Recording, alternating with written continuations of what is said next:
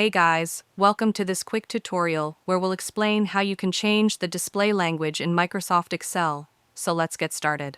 First, open Excel and go to the File tab at the top left. From here, scroll down and click on Options.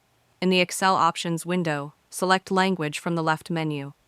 Now you'll see two settings.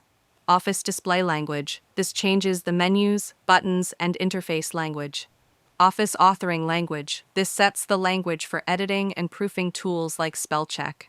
To change either one, click Add a Language, pick the language you want from the list, and click Add. After that, select the new language and press Set as preferred. In some cases, Excel might ask you to download the language pack, and then restart the program for the changes to take effect. Once restarted, your Excel interface will appear in the new language. And that's it. If you found this video helpful, consider giving it a like and subscribe.